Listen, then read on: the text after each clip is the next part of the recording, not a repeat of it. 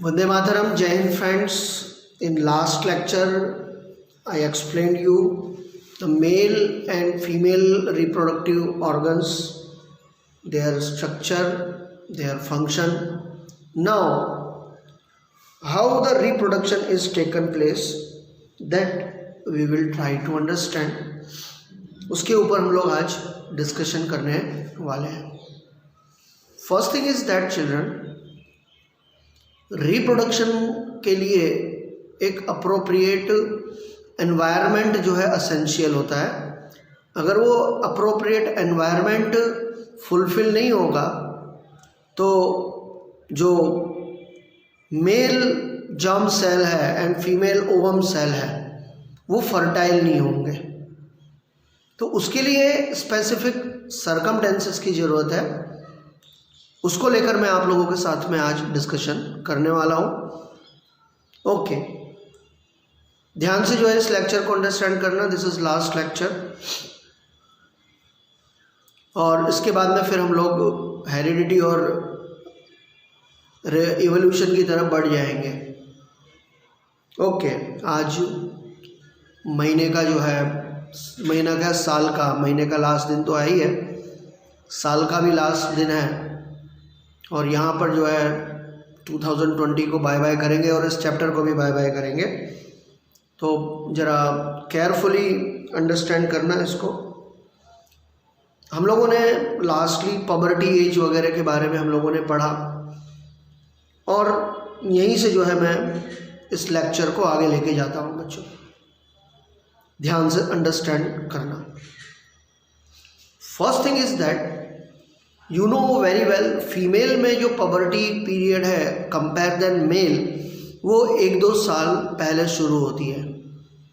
तो एग्जैक्टली होता क्या है, तो बॉडी में नो डाउट स्ट्रक्चरल चेंज तो आते ही हैं, लेकिन जो फीमेल बॉडी है वो न्यू फोटस को डेवलप करने के लिए कैपेबल बनती है. यानी कि फीमेल में जो यूट्रस है जिसको हम लोग गर्भाशय बोलते हैं वो सिस्टमेटिकली डेवलप होना शुरू होता है. ओवरी में एग्स फर्टाइल होने शुरू होते हैं, डेवलप होने शुरू होते हैं. और बिकॉज मेल के कंपेयर में मैंने तुम लोगों को बताया था फीमेल रिप्रोडक्टिव ऑर्गन बहुत कॉम्प्लिकेटेड है, तो फीमेल को बहुत सारे कॉम्प्लिकेशंस को फेस भी करना पड़ता है, साइकोलॉजिकली, मेंटली, फिजिकली. मैंने लास्ट टाइम भी ये वर्ड बोला था कि मेल तो जो है स्पर्म रिलीज करके फ्री हो जाता है, लेकिन उसके बाद के आगे की जो प्रोसेस है वो फीमेल को 9 मंथ तक कैरी करनी पड़ती है और 9 मंथ के बाद में एक न्यू बेबी को जो है अपने बॉडी में से ही रिलीज़ करना पड़ता है. तो it's not that much easy. How it has taken place, इसके बारे में बात करते हैं. बच्चों, आप लोगों ने बहुत बार आपके घर में शायद इस एनवायरनमेंट को फील किया हो कि मंथ के पर्टिकुलर टाइम में हमारी जो मम्मी हैं या हमारी बहनें हैं तो वो जो है या तो मंदिर में नहीं जाती हैं या कोई रिलीजियस कोई भी वर्क हो उसमें पार्टिसिपेट नहीं करती. बहुत सारे लोगों के घर में तो किचन में रसोई तक के लिए भी जो है लोग जाते नहीं हैं. तो सवाल पैदा ये होता है उस समय ऐसा तो क्या हो रहा होता है कि वो लोग नहीं जा रहे होते. आज उसका डिस्कशन सबसे पहले करना है. देखो बच्चों, फीमेल में मैंने आप लोगों को लास्ट टाइम भी बताया था, ओनली एंड ओनली सिंगल एक एग ऑल्टरनेटिवली कोई भी एक ओवरी से प्रोड्यूस होता है, इधर लेफ्ट और राइट. प्रोड्यूस होने के बाद में वो फेलोपियन ट्यूब से जो है धीरे धीरे धीरे धीरे धीरे खिसकता हुआ यूट्रस तक पहुंचने का प्रयत्न करता है. And at the same time उसी समय में जो यूट्रस है वो भी फर्टिलाइजेशन के लिए अपने आप को तैयार करता है. तो यूट्रस की जो कैपिलरीज होती हैं उनमें जो है बहुत सारा जो है ब्लड भर जाता है ताकि जो एम्ब्रियो डेवलप हो उसको सिस्टमेटिकली नरिशमेंट मिल सके. बराबर है. अब ड्यूरिंग दैट टाइम जब ये पोजीशन डेवलप हो रही होती है, ड्यूरिंग दैट टाइम अगर मेल और फीमेल के बीच में सेक्सुअल रिलेशन डेवलप होता है और मेल जो है जो स्पर्म्स हैं जब वो वजाइना में रिलीज करता है तो उसकी संख्या लैक्स ऑफ लैक्स में होती है। उसमें से कोई एक स्पर्म कार्विक्स से होते हुए यूट्रस के वॉल से धीरे धीरे सरकता हुआ या तो फैलोपियन ट्यूब या फिर यूट्रस के वॉल में जहाँ पर भी जो ओवम होता है उसके साथ डिफ्यूज़ होता है, फर्टिलाइज होता है और एक नए जिगोट को डेवलप करना शुरू करता है। अगर ये सिचुएशन सिस्टमेटिकली हो गई तो ओवम जो है वो यूट्रस के वॉल के साथ में स्टिक हो जाता है, बराबर, इम्प्लांट बोलते हैं उसे, इम्प्लांट हो जाता है। और फिर वो कैपिलरीज जो है उस ओवम को जो है नरिश करना शुरू करती हैं और धीरे धीरे उसका कन्वर्जन एम्ब्रियो में होता है और फिर स्लोली जो है बेबी डेवलपमेंट जो है माँ के यूट्रस में स्टार्ट होता है। And exact after 9 month rhythmic way से वजाइना के थ्रू जो बेबी है वो माँ के शरीर से बाहर आता है और एक इंडिपेंडेंट लाइफ जीना शुरू करता है, अगर ऐसा हुआ तो। लेकिन अगर ऐसा नहीं हुआ तो क्या होता है, ये एक दूसरा क्वेश्चन है। ऐसा नहीं मतलब क्या, अगर मतलब फर्टिलाइजेशन नहीं हुआ तो क्या होता है। अब मान लो कि ओवम भी प्रोड्यूस है, हो रहा है, स्पर्म भी रिलीज हुआ लेकिन फर्टिलाइजेशन नहीं हुआ, तो ऑटोमेटिकली ड्यूरिंग दैट टाइम वो जो कैपिलरीज में ब्लड जो है जो कलेक्ट हुआ था उसकी जो वॉल्स है वो ब्रस्ट आउट हो जाती है और वो डेड ओवम को लेकर बॉडी के बाहर जो है रिलीज होती है। And that situation is called the menstrual cycle, monthly sequence, बराबर है। और वही जो 4-5 दिन होते हैं बच्चों, बराबर है, जिसमें ये जो ब्लड है ये बॉडी से बाहर रिलीज होता है। It's a very uncomfortable situation for women because psychological बहुत ज़्यादा वो लोग डिस्टर्ब होते हैं, ऐसे हार्मोन्स उनके बॉडी में रिलीज होते हैं उस समय में जो उनको अनकंफर्टेबल फील करते हैं। And due to that reason हमारे शास्त्रों में जो है उनको जो है रेस्ट करने की उस समय सलाह दी गई है। And due to that reason उनको घर के दूसरे काम और मंदिर वगैरह जाने के लिए अवॉइड किया जाता है। उसके पीछे का साइंटिफिक रीज़न ये है, बराबर है। अब एक बार ये काम शुरू हुआ तो 5 से 6 दिन तक चलता है। आफ्टर 6 डेज वापस से ब्लीडिंग वगैरह सब कुछ जो है बंद हो जाती है, बॉडी वापस से अपने नॉर्मल सिचुएशन में आ जाती है, ओके। और फिर से जो है अगले मंथ में फिर से यही सिचुएशन क्रिएट होती है और ये सिचुएशन जो है तब तक चलती रहती है। पहली बात तो जब तक फर्टिलाइजेशन नहीं होता, और फर्टिलाइजेशन अगर एक बार हो गया तो ऑटोमेटिकली मेंस्ट्रुअल साइकिल स्टॉप हो जाता है। कब तक स्टॉप होता है? जब तक माँ के पेट में बच्चा है तब तक, और उसके अगले 3 महीने तक फिर से ये सिचुएशन शुरू होती है बच्चों। और ये सिचुएशन इस तरह से नॉन स्टॉप किसी फीमेल के लाइफ में लगभग 50 साल तक चलती है, जब तक उसकी उम्र 50 के आजू बाजू में हो जाती है। इसका मतलब ये हुआ कि जब तक ये मेंस्ट्रुएशन साइकिल चल रहा है कोई भी फीमेल कैपेबल है इस बात के लिए कि वो जो है एक न्यू बोर्न बेबी को बर्थ दे सकती है, रिप्रोडक्शन में कैपेबल है। और जैसे ही ये काम ख़त्म होता है उसके बाद में फिर ओवम बनने बंद हो जाते हैं। उसके बाद में फीमेल बॉडी रिप्रोडक्शन के कैपेबल रहती नहीं है, बराबर। And that situation is called the menopause. Hindi में उसको, गुजराती में उसको रजोनिवृत्ति बोलते हैं और इंग्लिश में जो है that is called the menopause. तो मोनोपोज के टाइम पे के बाद में जो है अगर कोई व्यक्ति जो है किसी फीमेल के साथ में कोई सेक्सुअल रिलेशन रखता भी है तो there are nil chances for reproduction, बराबर है। इसलिए जो है मैंने शुरू में बताया ना, मेल को इतना प्रॉब्लम नहीं है जितना फीमेल को प्रॉब्लम है, क्योंकि किसी एक न्यू बेबी को जो है अपने यूट्रस में जो है 9 मंथ तक कैरी करके उसको जो है केयर करना और फिर उसको आगे ऑल ओवर लाइफ संभालना, it's really very challenging which is done by the female. And that cycle is the menstruation cycle. तो ये menstruation cycle is the cause responsible factor for the reproduction. ये मेरे को आप लोगों को समझाना था, ठीक है। अब यहाँ पर एक बात ख़त्म हुई। दूसरा जो पैटर्न है पंगा है बच्चों वो ये है कि बहुत बार जो है मैन और वीमन के अंदर बहुत सारे ऐसे सेक्सुअल डिजीज़ होते हैं जो मोस्टली कभी किसी के साथ शेयर नहीं किए जाते हैं या हम किसी को बताने में जो है संकोच करते हैं। ऐसा बिल्कुल भी नहीं करना चाहिए। अगर ऐसी कोई भी तकलीफ़ आपके बॉडी में आती है इमीडिएटली आपका जो फैमिली डॉक्टर है या फैमिली में जो जिसके ऊपर आप ट्रस्ट करते हो उसके साथ में आपको आपकी तकलीफ़ों को शेयर करना चाहिए, क्योंकि अगर आप शेयर नहीं करोगे तो वो और ज़्यादा बढ़ेंगी, आपके बॉडी में जो है डिसऑर्डर क्रिएट कर देंगी।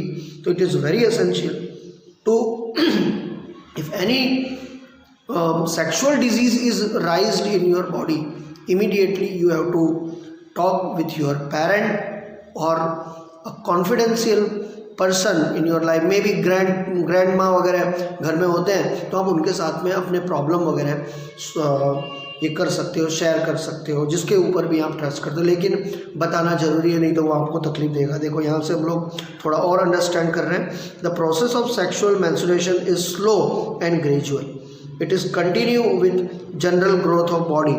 How do we decide for a major responsibility our body mind is ready about the tissue of us under the different type of pressure? हम लोग अलग अलग प्रकार के प्रेशर में रहते हैं रिप्रोडक्शन के लिए, खास करके क्योंकि हमारी इंडियन सोसाइटी उस टाइप से है बच्चों, इसके लिए ठीक है। Issue as under the different type of pressure. There is a pressure from the family member to get married and start having children. हमारा पहले से जो है स्ट्रक्चर इस टाइप का है, तो हमारे यहाँ पे विवाह संस्था को बहुत ज़्यादा इम्पोर्टेंस दिया गया है, बराबर है, ठीक है। The pressure can from the government to avoid more children, making choice become different under this situation. Government बोलती है बच्चे ज़्यादा मत पैदा करो या आप एक गैप रखो, घर वाले बोलते हैं नहीं भाई शादी हो गई तो बच्चे होने चाहिए, बराबर है, क्योंकि माँ बाप को ये एक दिली तमन्ना होती है कि वो अपने जो है पोता पोती को जो है देखें। तो बहुत सारे psychological pressure, mental pressure, family pressure, government pressure एक यंग कपल जो है फेस कर रहा होता है। तो during that time what is the correct decision, क्या निर्णय लेना चाहिए, that is the most important thing. The pressure making choice become very difficult under this situation.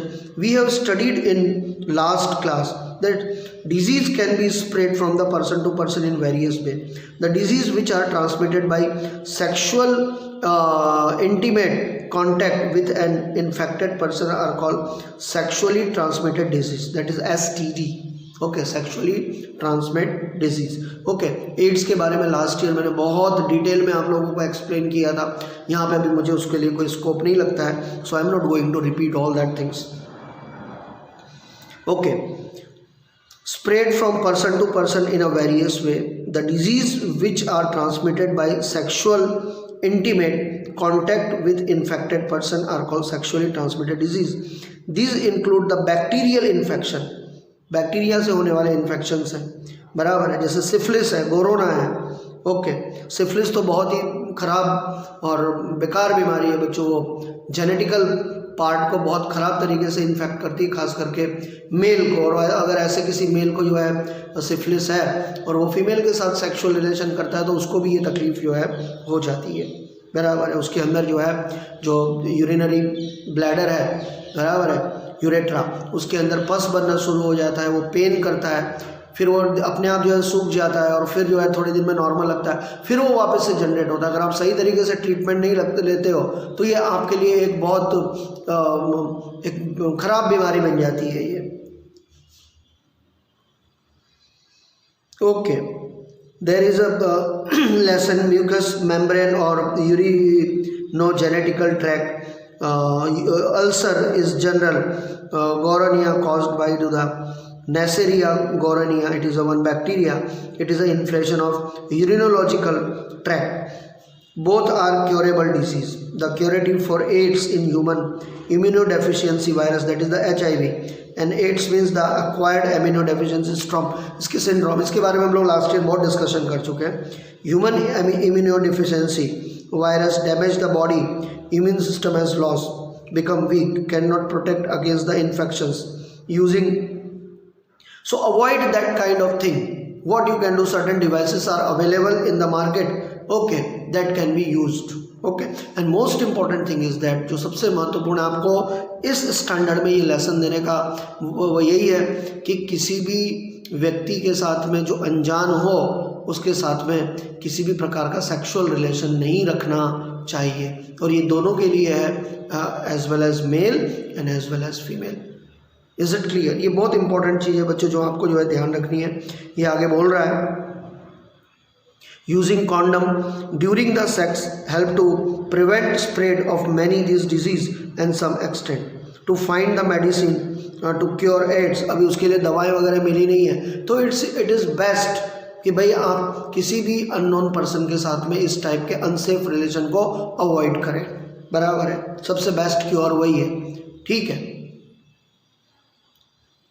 अब इसके अलावा अनवांटेड प्रेगनेंसी को जो है रोकने के लिए भी जो है बहुत सारी बातें यहाँ पे बताई गई। नो डाउट कॉन्डम तो एक जरिया है ही है। इसके अलावा जो है मेल और फीमेल में वास्कोटॉमी या ट्यूबोटॉमी करके एक ऑपरेशन होता है जिसके अंदर जो है स्पर्म या ओवम रिलीज करने वाले जो ट्यूबल्स होते हैं या तो उसे बांध दिया जाता है या उसमें कट मार दिया जाता है।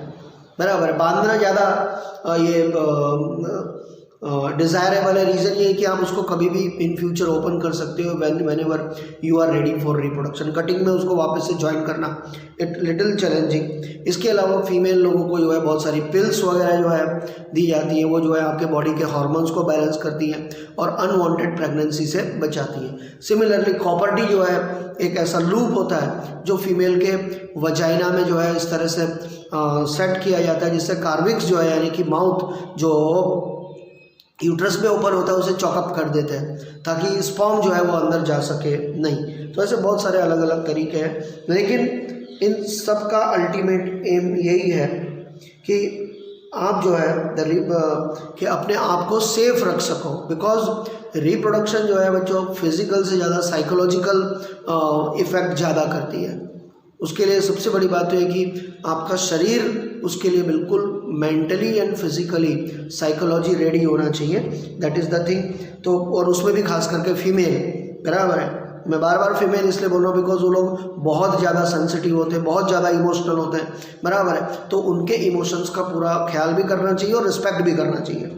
That is the thing. In case of female child, they get removed by surgery. The killing of the unborn girl child, ये बहुत एक बेकार तरीका है जो अबॉर्शन वगैरह है। इसमें आप जो है किसी एक न्यू फोटस को ही ख़त्म कर रहे हो, तो मैं तो इसको जो है बहुत प्रेफर किसी को नहीं बोलूँगा और इसको अवॉइड ही कर देना चाहिए बिल्कुल भी, क्योंकि ये हमारे कंट्री के लिए एक तरह से कर्स है, मैं तो बोलता हूँ मैं। The reproduction is a process by which organisms increase their population. The rate of birth and death is given. Population will determine in size. Human population is increasing at an enormous rate. इसलिए इसको control करना भी बहुत ज़रूरी है। And that is in the hand of human being. आप ये नहीं बोल सकते हो कि भाई ये भगवान की देन है, भगवान की देन है, लेकिन how to make it balance, it is in your hands. Okay, यहाँ पे हम लोग इस चैप्टर को कंप्लीट कर रहे हैं। I hope you understood the entire concept and topic. Now next part. Okay अगले पार्ट में मैं आप लोगों को जो है जो हेरिडिटी है और इवोल्यूशन है इसी चैप्टर से रिलेटेड है, उसके बारे में हम लोग जो है और ज़्यादा डिस्कशन करेंगे। Okay bye, see you all of you, take care.